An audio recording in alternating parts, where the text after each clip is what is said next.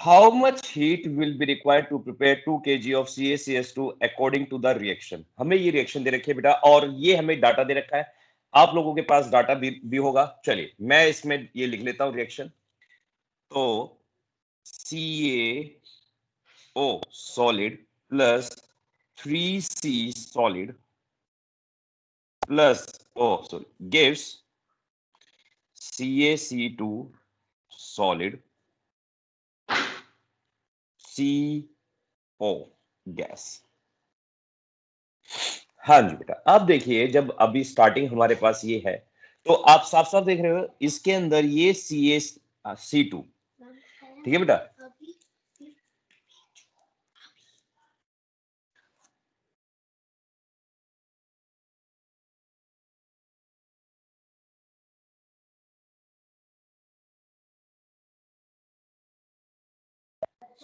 हाँ जी बेटा, तो देखिए इसके अंदर क्या करना है, हमें इसका बताना है कि 2 kg कितनी अमाउंट क्या करता है, रिलीज करता है। ध्यान से देखना, जब हम इसके स्टैंडर्ड की बात करते हैं, आप भी जानते हैं बेटा, देखिए जब हम स्टैंडर्ड की बात करेंगे तो उससे पहले मुझे पता होना चाहिए इसके अंदर कितनी हीट है।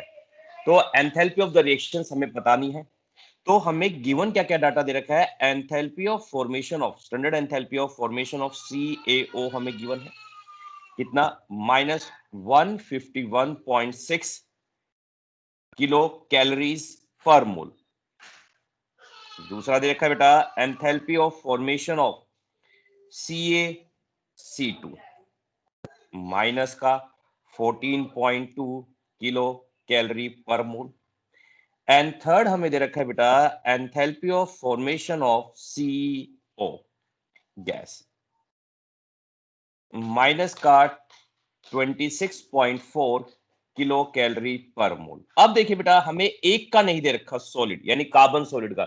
याद रखना बेटा जिस चीज का हमें गिवन नहीं है उसको आप क्या करोगे, जीरो लेट कर लोगे। क्या लेट कर लोगे, जीरो।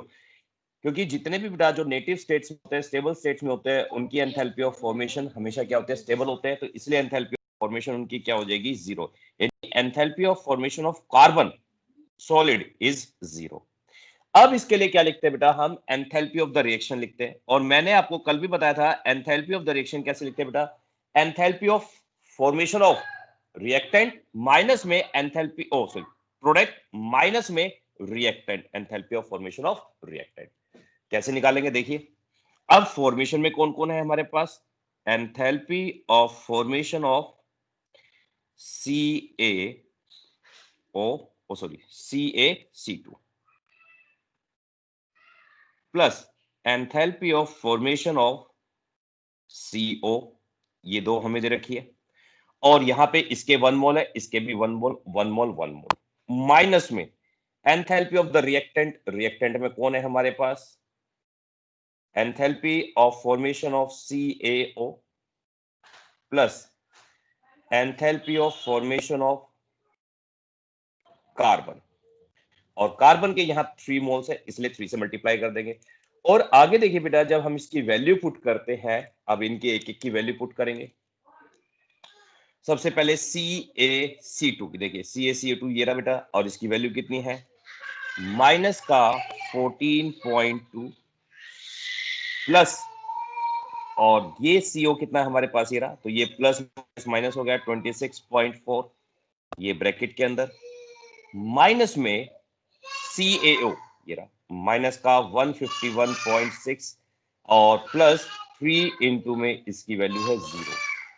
अब सोल्व करते हैं बेटा, ये सोल्व करने के बाद जब हम बात करते हैं तो ये हमारा कितना आया 14.2 और ये 26.4, ये आ गया बेटा 6 0 ये 4 यानी 40.6 और ये नेगेटिव की वैल्यू।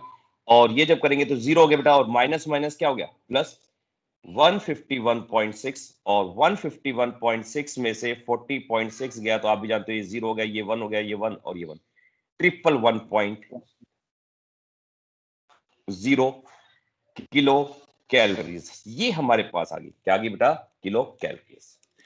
यहां तक किसी को डाउट हो तो मुझे बताइए बेटा, ठीक है बेटा। अब देखिए यानी एक एक मोल बनाने में हमें इतनी एनर्जी क्या होती है, रिलीज होती है 1 मोल में। और 1 मोल जब हम बात करते हैं 1 मोल का यानी कितना मास है इसका, कैल्शियम का आप भी जानते हैं बेटा, कैल्शियम का होता है 40 ग्राम और कार्बन का होता है 12 टू जा 12 इंटू 2 यानी 24, 40 और 12 कितना हो गया, और 24 कितना हो गया 64, यानी 64 ग्राम ऑफ CaC2। ठीक है बेटा, 64 ग्राम ऑफ, ठीक है बेटा, ये इतने ग्राम हीट रिक्वायर्ड होती है, हीट रिक्वायर्ड टू प्रिपेयर, पूरा लिख दे बेटा, अब यहां से काट दो, पूरा स्टेटमेंट लिख दो, 64 ग्राम ऑफ CaC2 कितनी ग्राम रिक्वायर्ड, 111.0 किलो कैलोरीज। तो 1 ग्राम में कितनी रिक्वायर्ड होगी, और हमें निकालनी कितने ग्राम के लिए, 2 kg के लिए, और 2 kg का मतलब क्या हो गया बेटा, 2000 ग्राम ऑफ CaC2। 1 ग्राम में क्या हो जाएगा बेटा, डिवाइडेड बाय 64, 11.0 64 इंटू में 2 इंटू 10⁻³ ठीक है बेटा। इसको सोल्व करते हैं तो मैं आंसर डायरेक्टली चेक कर लेता हूं, ठीक है बेटा, तो आंसर डायरेक्टली लिख देता है, तो ये आएगा 348.7 किलो कैलोरीज। हाँ जी बेटा, समझ में आइए, क्योंकि ये हमारे 1 मोल के लिए बना है, तो हमें इसमें 1 मोल का मास कितना हो गया 64 ग्राम, तो हमें बताना है 2 kg में कितना होगा, 2 kg यानी 200 ग्राम, 2000 ग्राम के अंदर कितना आएगा, बस आंसर है। और कोई क्वेश्चन बेटा जिसमें कोई आपको डाउट हो? हाँ जी बच्चे, नहीं तो फिर हम आगे शुरू करते हैं बच्चे। हाँ जी बेटा, अब देखो, सबसे पहले मैं आपको नेक्स्ट जो हमारे पास है बेटा, एंथैल्पी, जो मैं कल करा रहा था एंथैल्पीज के बारे में, उन एंथैल्पीज के बारे में कंटिन्यू कराते हैं बेटा। हमारी एक एंथैल्पी, नेक्स्ट जो एंथैल्पी आती है बेटा, वो है लैटिस एंथैल्पी।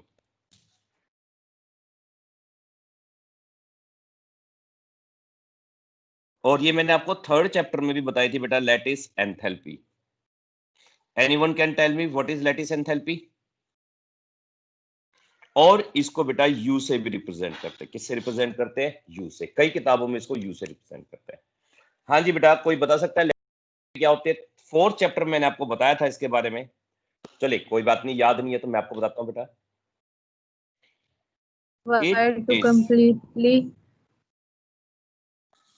हाँ हाँ बोलो बेटा, बिल्कुल ठीक, बिल्कुल ठीक बोल रहे हैं आप, बोलिए। energy required to completely separate 1 mole of a ionic compound into gaseous constituent. बिल्कुल सही बेटा, बिल्कुल। तो देखिए बेटा, लैटिस एंथैल्पी का मतलब क्या है, मैं पूरा बता देता हूं, कि जब आप किसी भी आयनिक कंपाउंड की फॉर्मेशन करते हो या किसी भी आयनिक कंपाउंड को ब्रेक करते हो, 1 mole of ionic compound break होता है या फॉर्म होता है from its constituents gaseous ion से।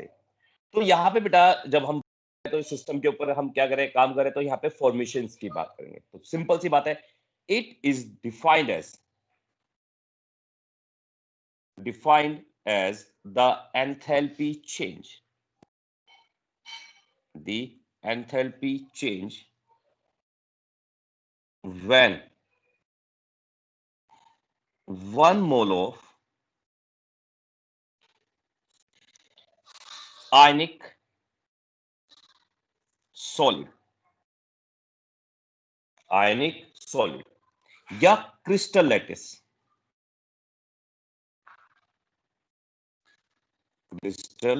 lattice is formed from its constituents gaseous ions। For example बेटा, जैसे हम बात करते हैं, हमें NaCl सॉलिड बनाना है, तो ये हमारे पास जब हम लैटिस एंथैल्पी की बात करते हैं, यू की बात करते हैं, तो लैटिस एंथैल्पी क्या होगी, Na पॉजिटिव गैस और Cl नेगेटिव गैस जब आपस में कंबाइन करेंगे, तब हमारे पास जब 1 मोल NaCl बनेगा, तो ये हमारे पास कहलाता है लैटिस एंथैल्पी। और इसके बाद हम बात करते हैं बेटा, इट इज इम्पॉसिबल। और बेटा मैं बता रहा हूं ये टॉपिक बहुत इंपॉर्टेंट है और आपके फाइनल पेपर में आ सकता है। इट इज इम्पॉसिबल आएगा जरूर। टू कैलकुलेट, ना समझ में आए तो 2 बार 3 बार 4 बार पूछ लेना, पर आप लोगों को आना चाहिए। It is impossible to calculate the lattice enthalpy directly. हम लैटिस एंथैल्पी को डायरेक्टली कैलकुलेट नहीं कर सकते। So there is an indirect method to calculate lattice enthalpy by drawing enthalpy diagram called, ये बहुत इंपॉर्टेंट है बेटा, called Born-Haber साइकिल। उसको हम क्या कहते हैं बेटा, बॉर्न-हैबर साइकिल कहते हैं। और ये 5 नंबर का क्वेश्चन आता है, कैसे आएगा वो मैं आपको बताता हूं। देखिए बेटा, ये हमारे पास कहलाता है बॉर्न-हैबर साइकिल। अब कैसे बेटा, कैसे ये हमारे पास क्यों नहीं कैलकुलेट कर सकते लैटिस एंथैल्पी को डायरेक्टली? देखिए, जब हम बात करते हैं बेटा NaCl, हम किसी भी एक क्रिस्टल की फॉर्मेशन करते हैं, NaCl सॉलिड की मैं फॉर्मेशन कर रहा हूं। और ये NaCl बनता किससे है? ध्यान से देखिए बेटा, क्योंकि जब NaCl को बनाएंगे तो ये NaCl हम नेचर में क्या मिलता है, Na मिलता है सॉलिड फॉर्म में और क्लोरीन मिलती है Cl2 गैस की फॉर्म में। जब ये आपस में कंबाइन करते हैं तब जाके आपके पास NaCl बनता है। बट ये तो एंथैल्पी ऑफ फॉर्मेशन कहलाई, स्टैंडर्ड एंथैल्पी ऑफ फॉर्मेशन। तो लैटिस एंथैल्पी कैसे कैलकुलेट करें? क्योंकि नेचर में हमें ये तो मिलेगा नहीं आप लोगों को, क्या नहीं मिलेगा? Na positive gas, Cl negative gas, ये तो हमें मिलेंगे ही नहीं। तब जाके आपके पास जब ये आपस में कंबाइन होते हैं तब हमारी क्या कहलाती है, लैटिस एंथैल्पी।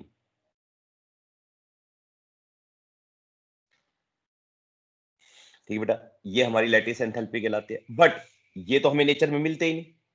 हमें नेचर में कौन मिलता है? सोडियम सॉलिड और क्लोरीन गैस की फॉर्म में। अब इसको रिएक्ट करा दिया, ठीक है बेटा, और लैटिस एंथैल्पी को हम U से रिप्रेजेंट करते हैं। तो कैसे कैलकुलेट करें? हाँ जी बेटा, अब मुझे बताइए, Na से Na पॉजिटिव गैस में जाना है। इस सोडियम ने क्या कर रखा है बेटा? पॉजिटिव का मतलब है गेन ऑफ इलेक्ट्रॉन कर दिया या लॉस ऑफ इलेक्ट्रॉन किया? Loss of no. एंड मैंने कहा था आपको डेफिनेशन याद होनी चाहिए बेटा, the amount of energy required to lose an electron is called Ionization. Ionisation enthalpy. But ये तो सॉलिड स्टेट में, क्या ये सॉलिड स्टेट में इलेक्ट्रॉन को लूज कर सकते हैं? No, हाँ sir. बच्चे बताइए, तो क्या करना पड़ेगा? सबसे पहले इसको किस में चेंज करें हम? Gas में. बिल्कुल सही। तो सबसे पहले हम इसको क्या करेंगे? गैस में चेंज करेंगे, क्योंकि आयनाइजेशन एंथैल्पी थी हमारे पास, क्या थी बेटा? It is the amount of energy required to remove an electron from the gaseous atom. यानी हम किसी भी गैसियस आइसोलेटेड एटम से ही इलेक्ट्रॉन निकाल सकते हैं, किसी भी सॉलिड से नहीं निकाल सकते। तो किसी भी एक सॉलिड को गैस में चेंज करने की एंथैल्पी को क्या कहते हैं बच्चों? जल्दी बताओ, यहां पे लिखेंगे हम। Sublimation. Enthalpy of sublimation. Very good, enthalpy of, बिल्कुल सही, एंथैल्पी ऑफ सब्लिमेशन कहते हैं बेटा। और यहां पे स्टैंडर्ड भी कह सकते हैं, स्टैंडर्ड एंथैल्पी ऑफ सब्लिमेशन, या फिर एंथैल्पी ऑफ एटमाइजेशन भी बोल सकते हैं इसको। ओके, यहां से इस सोडियम ने एक इलेक्ट्रॉन लूज कर दिया, तो ये हमारे पास कहलाया first ionization enthalpy, standard first ionization enthalpy. यहां तक किसी बच्चे को डाउट हो तो मुझे बताइए बेटा। अब हम क्या करते हैं बेटा, देखो यहां पे मेरे पास एक क्लोरीन है, इस Cl को मुझे तोड़ना है, किसमें? क्लोरीन एटम में। ठीक है बेटा, यानी हमें क्या करना है, इस क्लोरीन C को तोड़ के हमें Cl2Cl में लेके आना है। बट मुझे यहां पे एक क्लोरीन की रिक्वायरमेंट है, तो बताइए बेटा इस एंथैल्पी को क्या कहते हैं? यानी Cl Cl के बीच, बिल्कुल सही, इसे कहते हैं बेटा बॉन्ड डिसोसिएशन एंथैल्पी, पूरा नाम लीजिए बेटा, इसे कहते हैं बॉन्ड डिसोसिएशन एंथैल्पी। बट इस केस में मुझे तो सिर्फ एक क्लोरीन की रिक्वायरमेंट है और यहाँ पे कितने क्लोरीन बन गए, 2। तो इसलिए मैं इस पूरी इक्वेशन को हाफ से क्या कर देता हूं, डिवाइड कर देते हैं। तो यहाँ पे ये मेरे पास एक क्लोरीन मॉलिक्यूल तैयार हो जाएगा। ठीक है बेटा, तो इस टाइप से ये हमारे पास बन गया Cl गैस, और यहाँ पे जो एंथैल्पी आई वो हाफ हो जाएगी, हाफ डिसोसिएशन या बॉन्ड डिसोसिएशन एंथैल्पी। अब इस क्लोरीन ने बेटा इस Cl से ये Cl नेगेटिव में चेंज हो गया, तो ये क्या कहलाएगी, आपके पास इलेक्ट्रॉन गेन कर लिया। तो इस एंथैल्पी को कहते हैं हम इलेक्ट्रॉन गेन एंथैल्पी। तो अब हम इसके अंदर लगाते हैं बेटा हैजलो, और हैजलो के according enthalpy of formation, standard enthalpy of formation इन सभी एंथैल्पीज के सम के इक्वल हो जाएगा, in which the overall reaction क्या होती है हमारी, डिवाइड होती है। Enthalpy of sublimation, ionisation enthalpy, half dissociation enthalpy plus electron gain enthalpy और प्लस इंटरनल एनर्जी, प्लस क्या हो जाएगी बेटा, इंटरनल एनर्जी। बट हमें क्या कैलकुलेट करना है, इंटरनल एनर्जी। तो इंटरनल एनर्जी को यहां रखिए इसी साइड में, और इन सभी वैल्यूज को आप इसके साथ माइनस कर दीजिए, तो हमारे पास लैटिस एंथैल्पी की वैल्यू हो जाएगी एंथैल्पी ऑफ फॉर्मेशन माइनस में delta sublimation enthalpy plus ionisation enthalpy plus half dissociation enthalpy plus electron gain enthalpy. इस टाइप से बेटा हम इनडायरेक्ट मेथड से हम क्या कर सकते हैं, लैटिस एंथैल्पी को कैलकुलेट कर सकते हैं। डायरेक्टली हम कभी भी लैटिस एंथैल्पी कैलकुलेट नहीं कर सकते, क्योंकि उसके अंदर हमेशा क्या निकलेगी, आपकी एंथैल्पी ऑफ फॉर्मेशन कैलकुलेट होगी बेटा।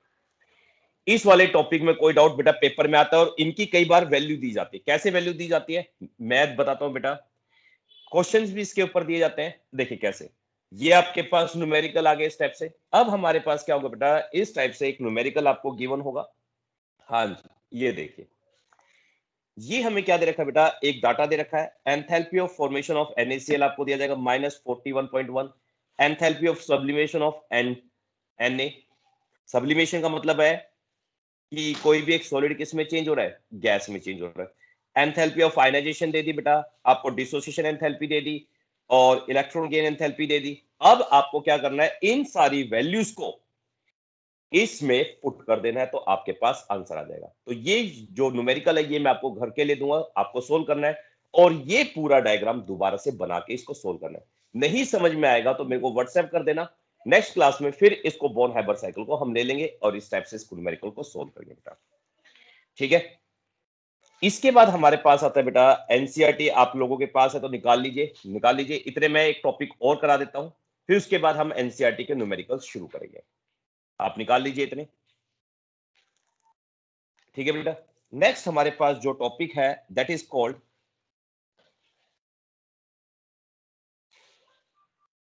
एंट्रोपी एंड स्पॉन्टेनिटी या स्पॉन्टेनियस प्रोसेस।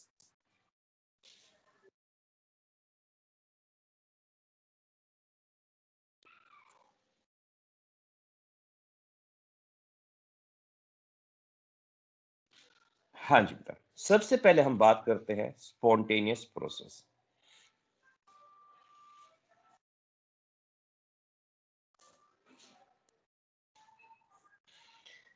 देखिए बेटा, स्पॉन्टेनियस प्रोसेस वो सर प्रोसेस होती है। हाँ बेटा बोलो। सर बोलो स्पेसिफिक हाँ। हीट कैपेसिटी वाला टॉपिक कट गया सिलेबस से। हाँ बेटा, स्पेसिफिक यानी मैंने, देखो मैं साफ साफ बताता हूँ, स्पेसिफिक हीट कैपेसिटी सिलेबस में नहीं रहा, क्योंकि उन्होंने हटा दिया। Specific heat capacity, molar heat capacity और सिंपल हीट कैपेसिटी सिलेबस से हट चुका है। नहीं तो सबसे इंपॉर्टेंट टॉपिक उसमें आता था हमारे पास एक CP-CV रिलेशन, वो बहुत इंपॉर्टेंट होता था, वो अब नहीं आएगा आपके सिलेबस में और ना ही फाइनल में आएगा कभी। ठीक है बेटा, उन्होंने सीबीएसई ने क्या करा है कि जो जो 12th में काम नहीं आएंगे उन सारे टॉपिक्स को उन्होंने हटा दिया बेटा। ठीक है बेटा, इसे मैंने वो भी नहीं कराया आपको, नहीं तो उसके ऊपर है ना न्यूमेरिकल था, बहुत इंपॉर्टेंट न्यूमेरिकल भी था। क्वेश्चन नंबर 9 जो एल्यूमिनियम वाला था न्यूमेरिकल होता है, और उससे नीचे भी एक क्वेश्चन अभी मैं दिखाऊंगा एनसीईआरटी में। ये दोनों क्वेश्चन में हर साल डालता था, सीपीसीबी रिलेशन 3 मार्क्स में आती थी। रिलेशनशिप इस बार हटा दी इन्होंने, चलिए कोई बात नहीं। देखिए बेटा, जब हम बात करते हैं स्पॉन्टेनियस प्रोसेस की, स्पॉन्टेनियस प्रोसेस बेटा वो प्रोसेस होते हैं जो या तो अपने आप टेक प्लेस करते हैं, ठीक है बेटा, जो ऐसी रिएक्शन जो टेक प्लेस करती है अपने आप ही, या फिर उनको स्मॉल अमाउंट ऑफ आपने एनर्जी दी और वो यानी कुछ अमाउंट में एनर्जी दी और रिएक्शन क्या हो जाए, अकर करने शुरू कर दे। तो ऐसी रिएक्शंस को, ऐसे प्रोसेस को हम कहते हैं स्पॉन्टेनियस प्रोसेस बेटा। A process which can take place either of its own or under some initiation। और सम इनिशिएशन का मतलब यही है बेटा कि स्मॉल अमाउंट ऑफ एनर्जी जब उसे हम दे, हाई एनर्जी नहीं देंगे, मैंने पहले बताया बेटा, इसमें हम क्या दे, स्मॉल अमाउंट ऑफ एनर्जी दे, तभी वो रिएक्शन क्या हो जाए, टेक प्लेस कर जाए। तो ऐसी रिएक्शंस को हम कहते हैं स्पॉन्टेनियस रिएक्शन बेटा। यानी जो रिएक्शंस क्या होती है बेटा, टेक प्लेस करती है, फिजिबल होती है, अकर करती है, वे सारी की सारी रिएक्शंस कहलाती है स्पॉन्टेनियस प्रोसेस। यानी process which are feasible, simple सी बात कर सकते हैं, process which are feasible.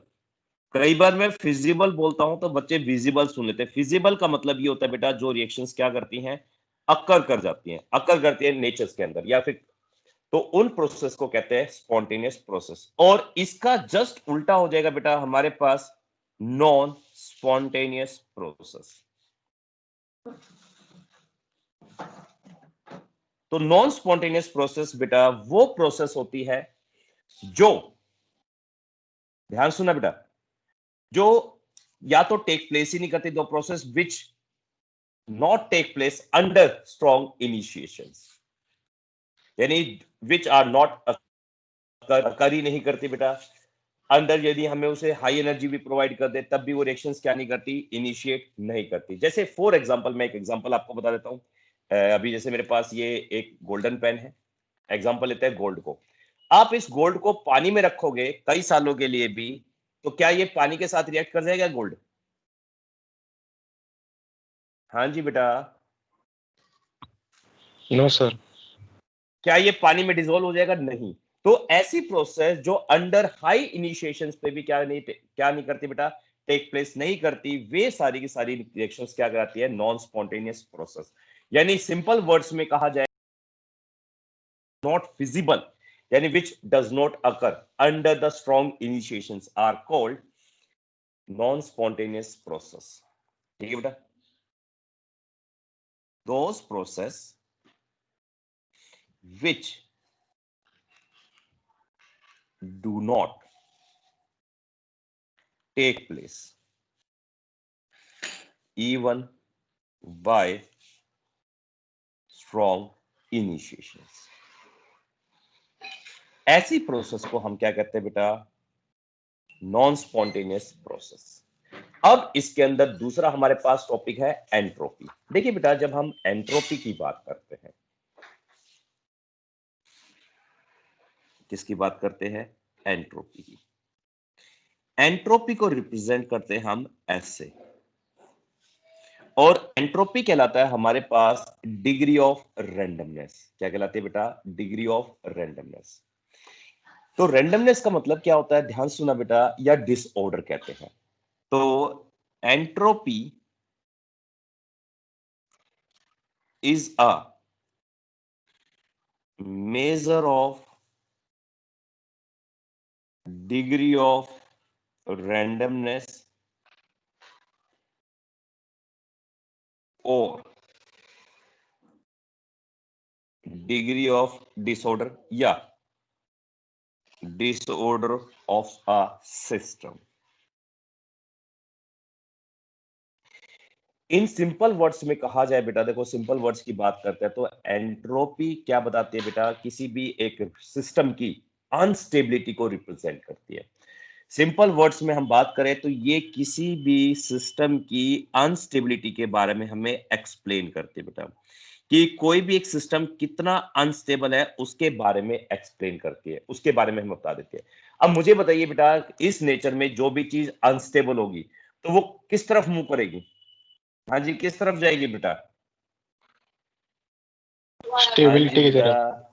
Stability की तरफ। अब ध्यान सुनना, अब जब वो स्टेबिलिटी की तरफ मूव कर रही है तो रिएक्शन अकर कर रही है या नहीं कर रही? क्योंकि बेटा जब वो अनस्टेबिलिटी से स्टेबिलिटी की तरफ जाएगी, automatically this reaction is occur. ये रिएक्शन क्या कर रही है? अकर कर।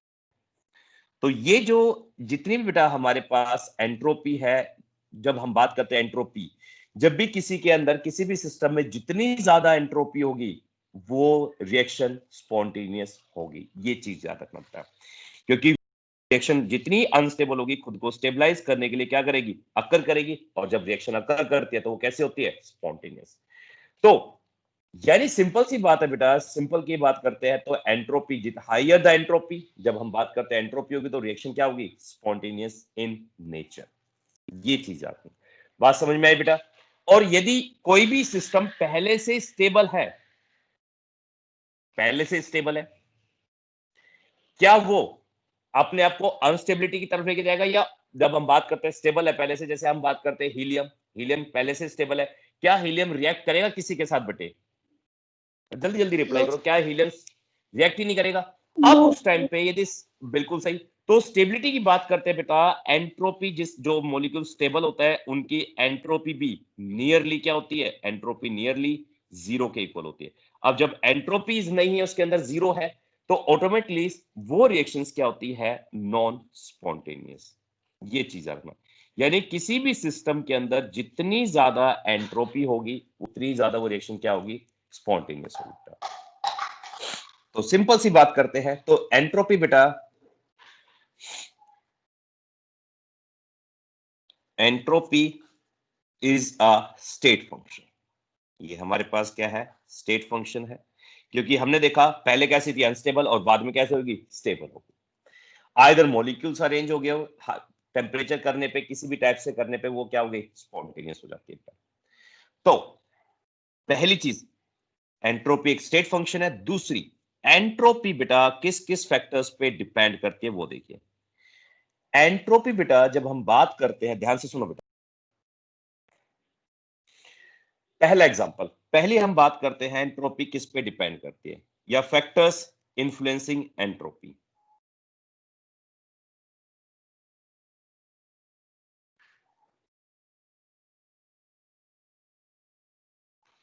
ऐसे कौन कौन से फैक्टर्स हैं जो एंट्रोपी को इन्फ्लुएंस करते हैं?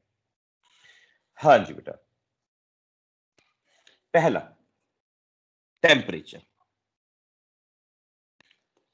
देखो बेटा, अभी मैंने क्या कर रखा है, एक रूम में ना पार्टिकल्स को ना एक अरेंज कर, मतलब जैसे आप लोग एक रूम में बैठे हुए और आप लोगों को मैंने एक पर्टिकुलर अरेंजमेंट में बिठा रखा है, आप वेल अरेंज्ड हो इसके अंदर, इस टाइप से वेल अरेंज्ड हो सारे के सारे। जैसे मैं यहाँ पे इस रूम के अंदर आग लगा देता हूं, टेम्परेचर राइज करेगा। तो मुझे बताइए, क्या इसकी एंट्रोपी, यानी कहने का मतलब है, क्या ये इसकी जो अरेंजमेंट है वो यही अरेंजमेंट रहेगी एज अ टेम्परेचर इंक्रीजेस, और अरेंजमेंट डिक्रीज हो जाएगी बेटा? बताइए। हाँ भाई, जल्दी जल्दी रिप्लाई क्या करो बेटा। सर सेम हाँ ही बेटा, रहेगा। चेंज हो। सेम रहेगी। अब एक काम करना बेटा, एक काम करना, पता है क्या होगा? कोई भी एक सिंपल सा एग्जांपल लेता हूं। मैंने क्या करा, यहाँ पे ना 10 बच्चों को, 1 2 3 4 5 6 7, यानी कहने का मतलब है 16 बच्चे मेरे पास अभी इस रूम के अंदर, 16 बच्चे हैं। 4 4 बाई 4 की बात करते हैं, 16 है मेरे पास इस रूम में अभी बच्चे। मैंने क्या कर दी, इस रूम को लॉक कर दिया और इसमें आग लगा दी। अब बच्चे शांति से बैठे रहेंगे, चिल्लाना शुरू करेंगे?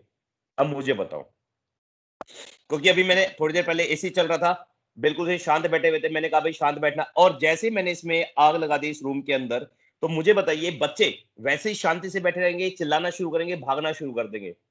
बताइए, कंडीशन सिस्टम चेंज हो जाएगा, भागना सेम शुरू रहेगा? कर और जैसे ही भागेंगे। भागना शुरू, भागेंगे, और भागेंगे तो क्या होगी? सिस्टम अनस्टेबल हो जाएगा। पहले स्टेबल था, अनस्टेबल हो गया, तो एंट्रोपी इंक्रीज करेगी डिक्रीज करेगी? इंक्रीज करेगी। Sir decrease. बिल्कुल से। अरे भाई, एंट्रोपी इंक्रीज कर जाएगी, क्योंकि जैसे जैसे अनस्टेबल होगा तो एंट्रोपी इंक्रीज करती है। अब ध्यान से सुनना, देखो बेटा, हर्ष की बात करते हैं। बेटा हर्ष, देखो मैं अपनी भी बात लेता हूँ और एक आपकी, एक हर्ष है, एक मैं हूँ संदीप। चलिए अब हमने क्या करा हर्ष, थोड़ा सा एग्जांपल लेते हैं। मेरे पास हर्ष और मैं दोनों एक कंपनी में काम करते हैं, एग्जांपल लिया मैंने, हम दोनों एक ही कंपनी में काम करते हैं। दोनों की सैलरी अभी रिसेंटली हमारी 50,000 है। ड्यू टू कोरोना वायरस हमारी सैलरी आधी आधी डिडक्ट होगी, 1 लाख रुपए थी।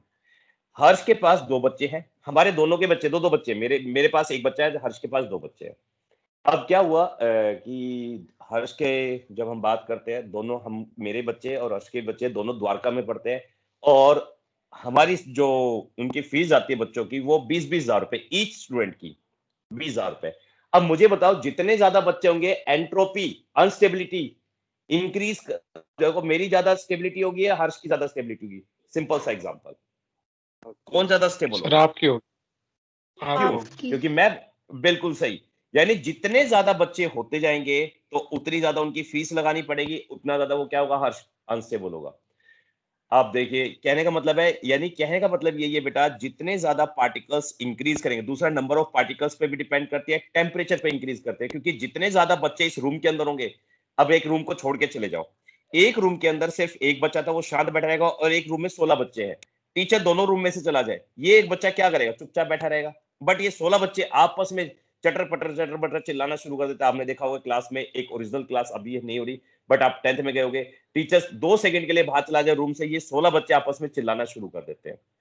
और गर्मियों के टाइम में तो और ज्यादा चिल्लाना शुरू करते हैं, हाय गर्मी, पंखे के नीचे भागना शुरू कर देते हैं। तो एज द टेम्परेचर इंक्रीजेस, जैसे ही टेम्परेचर इंक्रीज करता है, एज टेम्परेचर इंक्रीजेस, एंट्रोपी क्या करती है बेटा? एंट्रोपी भी इंक्रीज करती है। एंट्रोपी इंक्रीजेस, क्यों इंक्रीज करती है? इसके 2 रीजन है। Due to increase in kinetic energy, simple, यदि हम गैसेस पार्टिकल्स की बात करें तो उनकी काइनेटिक एनर्जी भी क्या कर जाती है? इंक्रीज करती है। इसी वजह से उनका टेम्परेचर, काइनेटिक एनर्जी इंक्रीज कर गई तो एंट्रोपी भी क्या कर जाती है? इंक्रीज करती है। दूसरी बात करते हैं बेटा, नंबर ऑफ पार्टिकल्स। जब हम नंबर ऑफ पार्टिकल्स की बात करते हैं, as the number of particles increases, as the number of particles increases, तो भाई नंबर ऑफ पार्टिकल्स इंक्रीज करेंगे तो ऑटोमेटिकली, यदि नंबर ऑफ बच्चे इंक्रीज करते हैं रूम के अंदर, अभी ये 1 है, मैं 2 बिठा दूं तो ये आपस में बात करना शुरू कर देंगे, आवाज कम होगी बट इसके मुकाबले, और बट यहाँ पे जैसे जैसे बच्चे इंक्रीज करेंगे, ऑटोमेटिकली सिस्टम की एंट्रोपी भी क्या करती जाएगी? इंक्रीज करती जाएगी। एंट्रोपी इंक्रीजेस, ये चीज आता। तीसरी चीज है बेटा, फिजिकल स्टेट।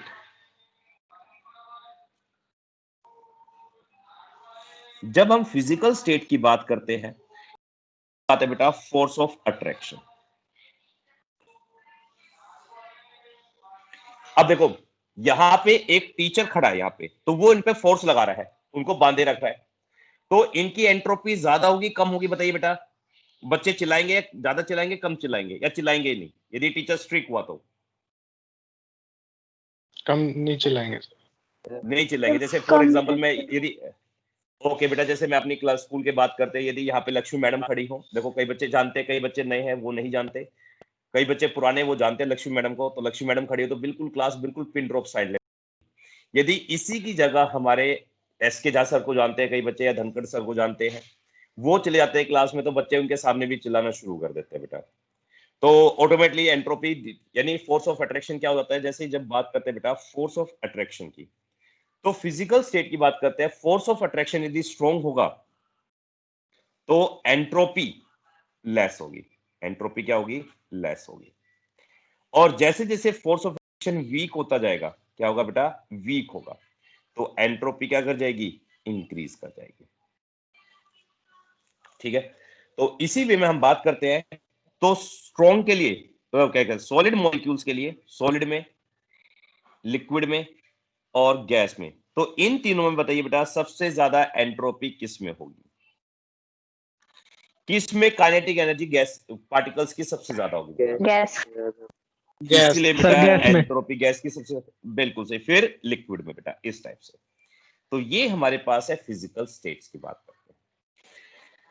ठीक है बेटा, तो हमारे पास इस टाइप से हो गया, ये एंट्रोपी है। अब ध्यान सुना, जब हम बात करते हैं एंट्रोपी की, तो एंट्रोपी बेटा जब इंक्रीज करती है तो इंक्रीज के लिए हम प्लस का साइन बात करते हैं, किसकी बात करते हैं, प्लस के साइन की बात करते हैं।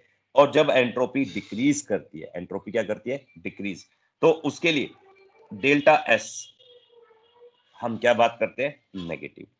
अब मैं कुछ क्वेश्चंस पूछ रहा हूं, ये 1 मार्क्स में आते हैं आप लोगों के पास, ध्यान से देखना बेटा। AgNO3 सॉलिड से ये आपके पास चेंज हो गया AgNO3 एक्वस में। एंट्रोपी इंक्रीज हुई या डिक्रीज करी बेटा, डेल्टा एस पॉजिटिव होगा या नेगेटिव हुआ, पॉजिटिव या negative, positive. Very good, positive. दूसरा क्वेश्चन ध्यान से सुना बेटा, ये लास्ट ईयर मैंने क्वेश्चन दिया था बच्चों को। I2 अभी आपके पास गैस है और यहां पे ये I2 सॉलिड में चेंज हो गया, तो बताइए। Negative negative negative. Very good बेटा, नेगेटिव होगी, वेरी गुड बेटा। अब हमारे पास थर्ड क्वेश्चन है, तीसरा क्वेश्चन। ये किसकी बात करते हैं, ओके, हाँ जी। अब देखिए बेटा हमारे पास क्या है, दूसरी बात करते हैं, ये स्टीम, क्योंकि इस टाइप से कई बार स्टीम का क्वेश्चन आता है, स्टीम से ये वाटर में चेंज हो रहा है। अब बताइए डेल्टा एस पॉजिटिव और नेगेटिव, नेगेटिव। इंक्रीज हो रही है डिक्रीज हो रही है, क्योंकि ये वाटर है, लिक्विड में चेंज हो रहा है, तो नेगेटिव ऑटोमेटिक बात है। अब हम बात करते हैं बेटा तीसरा और लास्ट क्वेश्चन, चौथा और last question, sorry. H2 gas से ये 2H गैस में चेंज हो रहा है, डेल्टा एस पॉजिटिव और नेगेटिव, पॉजिटिव याद रखना। यहाँ पे एक बच्चे और यहाँ पे दो बच्चे हैं, एक बच्चे से दो बच्चे में जा रहे हैं, तो एंट्रोपी इंक्रीज करेगी डिक्रीज करेगी, यदि नंबर ऑफ बच्चे इंक्रीज करते हैं, इंक्रीज, पॉजिटिव हो जाएगा। बिल्कुल बिल्कुल सही बेटा, पॉजिटिव, ये इंक्रीज है। और ये इस टाइप से बेटा 1 मार्क का क्वेश्चन आता है। कभी सोचो ये एंट्रोपी के ऊपर क्वेश्चन है, एंट्रोपी पे क्वेश्चन नहीं आता, इस टाइप से क्वेश्चन आता है। ये पॉजिटिव और नेगेटिव आप लोगों को याद रखना चाहिए। ये समझ में आया या नहीं आया बेटा? और बेटा जब हम बात करते हैं, जो चेंज इन एंट्रोपी का जो फॉर्मूला होता है वो होता है 2πT, और Q रिवर्सिबल, जो रिएक्शंस रिवर्सिबल होते हैं उसके लिए, या फिर डेल्टा H/T। और ये फॉर्मूला कहां से आया वो अभी थोड़ी देर में एक्सप्लेन करते हैं हम आप लोगों को बेटा। तो सिंपल सी बात है बेटा, चेंज इन, क्योंकि थर्मल प्रोसेस है तो एंट्रोपी के लिए डेल्टा एस आता है, तो वो गैस फ्री एनर्जी से मैं एक्सप्लेन कर दूंगा। हाँ जी बेटा, इसके बाद आप लोगों ने एनसीईआरटी की बुक निकाली या नहीं निकाली? क्योंकि इसके बाद मेरे पास एक ही टॉपिक बचा है, वो टॉपिक बताने के लिए जल्दी बताइए। हाँ भाई, एनसीईआरटी की बुक निकाली या नहीं निकाली? सर। ओके बेटा, चलिए इसका क्वेश्चन नंबर एनसीईआरटी का बेटा आप लोग क्वेश्चन नंबर निकालिए। जब हम बात करते हैं क्वेश्चन नंबर है इसका, आपको जो करने हैं, ध्यान सुना, एनसीईआरटी के क्वेश्चन कौन कौन से आप लोगों को करने हैं। Question number 7, question number 8, question number 11, 12, 13, 14 और 15, 17 और 18 और लास्ट 19। ये क्वेश्चन बेटा और आप लोगों को करने हैं। इनमें से कुछ क्वेश्चंस मैंने आप लोगों को करा दिए हैं, कुछ कराने बाकी है बेटा। देखिए अभी हम शुरू करते हैं बेटा क्वेश्चन नंबर, देखिए मैंने आप लोगों को क्वेश्चन नंबर 7 करा दिया है, 8 करा दिया है, 11 आप लोगों को करना है, 12 हमने कल करा था और 13 हमने कर चुके। अब ये 14 से लेकर हमें करने हैं बेटा। तो अभी हमारे पास क्या रह गया, क्वेश्चन एक ही आप लोगों को होमवर्क के लिए करना है, 1 2 3 4 5 5 क्वेश्चन करते हैं, ठीक है बेटा। ये हमारे पास एनसीईआरटी के हैं। अब देखिए बेटा क्वेश्चन नंबर 15 की बात करते हैं। सब लोग एनसीईआरटी की बुक निकालेंगे बेटा। देखिए मैं क्वेश्चन रीड करता हूं आप लोगों के लिए। Calculate the enthalpy change for the process. हमें इस प्रोसेस के लिए CCl4 गैस से carbon gas and 4Cl gas, इसके लिए एंथैल्पी ऑफ द रिएक्शंस आपको कैलकुलेट करनी है। ये हमें बेटा क्या करनी है, कैलकुलेट, और and calculate the bond dissociation enthalpy of CCl4। मुझे CCl4 की बॉन्ड यानी CCl की बॉन्ड डिसोसिएशन एंथैल्पी भी निकाली। ये हमारे पास सेकंड पार्ट है। अब हमें कुछ डाटा दे रखा है बेटा, ध्यान से देखिए। पहला डाटा क्या दे रखा है आपको? Enthalpy of vaporisation of CCl4। हाँ जी बेटा, वेपराइजेशन का मतलब क्या होता है? जल्दी जल्दी बताओ बेटा, वेपराइजेशन का मतलब क्या होता है? सर लिक्विड लिक्विड से से गैस में। बिल्कुल। आपके पास ये जो CCl4 आपको दे रखा था, ये लिक्विड में है और लिक्विड से वो चेंज हो रहा है गैस में। ये आपको एंथैल्पी ऑफ वेपराइजेशन आपको गिवन है। एंथैल्पी ऑफ वेपराइजेशन 30.5 यूनिट नहीं लिख रहा बेटा मैं, ठीक है बेटा, यूनिट नहीं लिख रहा, 30.5। दूसरा आपको डाटा दे रखा है enthalpy of formation of CCl4। हाँ जी बेटा, यानी CCl4 की फॉर्मेशन आपको बतानी है। तो CCl4 की फॉर्मेशन आप भी जानते हो बेटा, यहां पे जो CCl4 है हमारे पास, यहां पे ये किससे बन के मिलके बना है? कार्बन से। और दूसरा हमारे पास मिलके बना है क्लोरीन से। और फॉर्मेशन में हमेशा कितने मोल बनते हैं? 1 मोल। इसलिए सिर्फ इसको 1 मोल बनाना है। और कार्बन हमें नेचर में मिलता है सॉलिड फॉर्म में और क्लोरीन मिलती है Cl2 गैस में। अब इस इक्वेशन को क्या करना है? हमें बैलेंस करना है। और बैलेंस करने के लिए यहां देखो, कार्बन तो एक ही है, क्लोरीन क्या हो गए? 2। इस टाइप टू 2Cl। और ये हमें एंथैल्पी ऑफ फॉर्मेशन दे रखी है कितनी? माइनस का 135.5 किलोजूल पर मोल। थर्ड डाटा दे रखा है बेटा, enthalpy of atomisation of carbon. Atomisation का मतलब होता है सॉलिड से गैस में चेंज करना, वही मैंने आपको बताया था, सब्लिमेशन भी कहलाते हैं बेटा। और ये एंथैल्पी ऑफ एटमाइजेशन आप लोगों को दे रखी है 175 किलोजूल, 715 किलोजूल पर मोल। और तीसरी हमें दे रखी है बेटा last, enthalpy of atomisation of Cl2 gas. अब देखिए बेटा, तो ये हमें enthalpy of atomisation of Cl2 दे रखा है, यानी Cl2 से 2Cl में कन्वर्ट कर दिया। और इसके लिए हमें एंथैल्पी ऑफ एटमाइजेशन दे रखी है 242। बट यहां देखिए कितने क्लोरीन मॉलिक्यूल्स है, यहाँ पे 2 मोल्स है और यहाँ पे क्लोरीन के कितने मोल है? 1 मोल के लिए। तो 2 मोल्स करने के लिए उस पूरी इक्वेशन को हम क्या करेंगे? 2 से मल्टीप्लाई करेंगे। तो यहाँ पे कितना हो जाएगा? 4 मोल। तो इस टाइप से बेटा ये हमारे पास जो एंथैल्पी ऑफ एटमाइजेशन आएगी, इस टाइप से इस पूरी इक्वेशन को हम क्या करेंगे? 2 से मल्टीप्लाई कर देंगे। और इसको मैं ये फर्स्ट, सेकेंड, थर्ड और ये फोर्थ, इसको फोर्थ वैल्यू दे देते हैं। 2 इंटू में 242। ये समझ में आया या नहीं आया बेटा डाटा जो आपको गिवन था? हाँ जी बेटा, डाटा समझ में आई वाला? अब इसमें हमें हैज लो लगाना है, बट हैज लो के लिए बेटा आप देखना, इन सभी को एक ही डायरेक्शन में होना चाहिए, यानी ए से बी में जाना चाहिए, बी से सी में, सी से डी में। ये दोनों तो सही एरो है, बट इन दोनों के क्या है? अपोजिट एरो है। तो ऐसे के लिए क्या करेंगे बेटा, जब ऐसा क्वेश्चन दे रखा हो तो हम इनके एरोज को चेंज कर देते हैं। तो जैसे इस एरो को हम रिवर्स करेंगे, उल्टा करेंगे बेटा, ध्यान से देखना, इस टाइप से रिवर्स करेंगे तो जो वैल्यू नेगेटिव की है वो पॉजिटिव हो जाएगी। CCl4 liquid. अब इसको एंथैल्पी ऑफ, अब गैस से लिक्विड में चेंज हो रहा है, तो आप भी जानते हैं बेटा ये क्या कहलाते हैं हमारे पास? कंडेंसेशन। इसको CON लिखो या फिर इसको हम डायरेक्टली लिख देते हैं फर्स्ट। और ये प्लस से किस में हो जाएगा? माइनस में। अब ये रिएक्शन उल्टी होगी, ये एंथैल्पी ऑफ द रिएक्शन, ये भी रिवर्स कर देते हैं बेटा। इस टाइप से ये CCl4 में हमें गैस 4Cl गैस, ये एंथैल्पी ऑफ द रिएक्शन हमें कैलकुलेट करना था। इसको एंथैल्पी सेकंड कैलकुलेट लिख लेते हैं बेटा। अब ये हमारे पास नेगेटिव में था, अब किसका हो जाएगा? पॉजिटिव का। 135.1 कार्बन सॉलिड, ये सेम डायरेक्शन में ही है। इसको थर्ड लेट कर लेते हैं एटमाइजेशन को, प्लस 2Cl2 गैस, और ये हमने पहले से एज्यूम कर ली थी 484। ठीक है बेटा। अब देखिए अकॉर्डिंग टू हैज लो, यहां लिखेंगे according to Hess's law, enthalpy of the reaction is equal to में first ionization enthalpy plus second ionization enthalpy, oh sorry third enthalpy और फोर्थ एंथैल्पी। इन सभी की वैल्यू पुट करते बेटा, माइनस का 30.5 प्लस का 135.5, 17.5 और प्लस 484।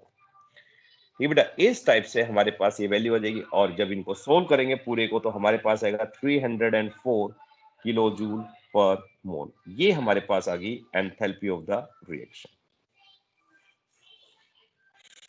अब हमें दूसरी चीज क्या निकालनी थी बेटा, CCl4। अब यहां पे सिर्फ एक का निकालना है, बट ये CCl4 4 बॉन्ड में कन्वर्ट हो जाते हैं। तो हम क्या करते हैं, बॉन्ड एंथैल्पी निकालते हैं, bond dissociation enthalpy of CCl bond की। तो ये CCl4 enthalpy of the reaction 4 में टूटता है, इसलिए हम क्या करेंगे 4 से डिवाइड कर देंगे। तो 134 डिवाइडेड बाय 4, तो ये हमारे पास आएगा 326 किलो जूल पर मोल, इस टाइप से। ठीक है, तो ये हमारे पास है क्वेश्चन नंबर बेटा 15। अब लास्ट क्वेश्चन मैं आपको करा रहा हूं 14th क्वेश्चन, और फिर हम नेक्स्ट क्लास में करेंगे। और उसके बाद आप लोग जो क्वेश्चन बताया बेटा, आप लोगों के लिए क्वेश्चन है, सिर्फ आप लोगों को 11th क्वेश्चन करना है और ये सारे क्वेश्चन क्या करने हैं, रिवाइज करना है। ठीक है, और एक 11th क्वेश्चन करना है आप लोगों को, और दूसरा जो क्वेश्चन करना है वो है 18th क्वेश्चन आप लोगों को करना है। कौन कौन से, 11th एंड 18th क्वेश्चन। हाँ जी,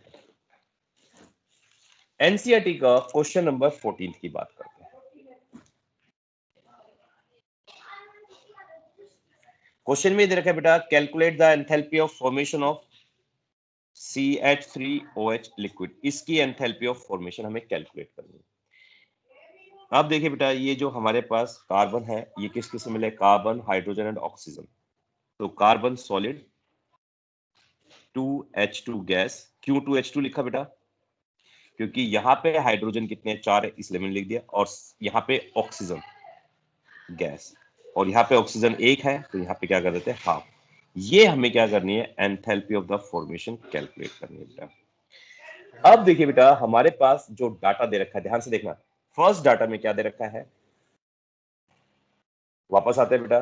देखिए फर्स्ट डाटा में आपको क्या दे रखा है, CH3OH plus 3/2O2 gives CO2 plus H2O, enthalpy of the reaction. और मुझे ये मिथेनॉल जो है, अभी जो मेन इक्वेशन है उसमें किस साइड में, ये रिएक्टेंट साइड में या प्रोडक्ट, आप देख रहे हो साफ साफ प्रोडक्ट साइड में, बट इस डाटा के अंदर ये किस साइड में रखिए आपको, रिएक्ट। इसको हम क्या करते हैं, प्रोडक्ट साइड में कर देते हैं, और जैसे ही प्रोडक्ट साइड में करेंगे तो रिएक्शन चल जाएगी रिवर्स। तो क्या आपके पास आएगा, CO2 gas plus 2H2O liquid gives CH3OH plus 3/2O2। ये हमारे पास फर्स्ट एंथैल्पी आ गई, और ये हमें डाटा में दे रखी थी नेगेटिव, अब ये हो जाएगी हमारे पास पॉजिटिव, 672 किलो जूल पर मोल। सेकंड हमें डाटा दे रखा है बेटा, C plus O2 gives CO2। अब देखिए इस डाटा में कार्बन हमारे पास 1 मोल है, इसलिए हमने इसको 1 मोल रखा, तो ये हमारे पास आ गया CO2, और ये हमारे पास आ गई सेकेंड एंथैल्पी -393 किलो जूल पर मोल। थर्ड डाटा में देखिए बेटा, आपको दे रखा है यहाँ पे H2 दे रखा है, बट इस मेन इक्वेशन में हाइड्रोजन कितने हैं, 2, तो इसीलिए इस पूरी इक्वेशन को आप 2 से मल्टीप्लाई करो तो 2H2 हो जाएगा, और ये हाफ का फुल हो जाएगा, 2O2 गिव्स 2H2O। ये हमारे पास थर्ड एंथैल्पी हो जाएगी, और ये थर्ड एंथैल्पी को जब आप 2 से मल्टीप्लाई करोगे तो ये हमारे पास आएगी माइनस का 522 नहीं 52 नहीं, 286 इंटू में 2, ये 12 16 17 572 किलो जूल पर मोल। अब हम क्या करते हैं बेटा, इन तीनों इक्वेशन को ऐड कर देंगे, एडिंग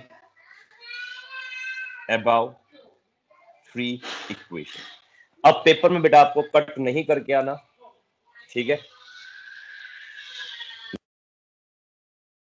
तो आप लोगों को पेपर में कट नहीं करना, बट मैं आपको कट करके दिखा रहा हूं।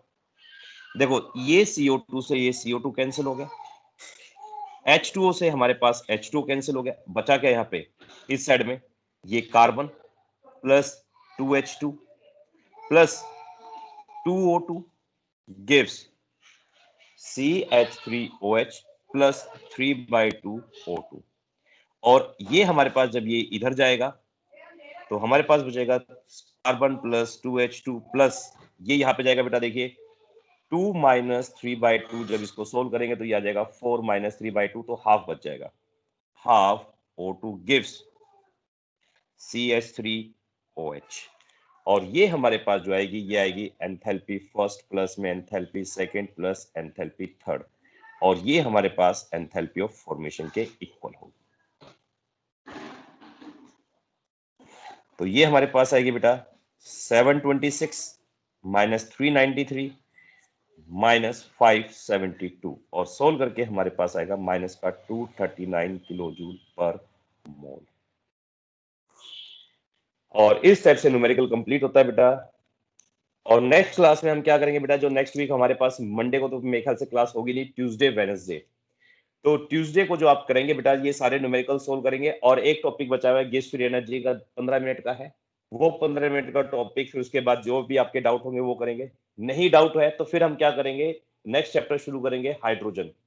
ठीक है, तो अपनी रिवाइज करना बेटा, और मैंने जो क्वेश्चन बताए ये वाले करके देखना जरूर questions. Till then thank you, have a nice day बेटा।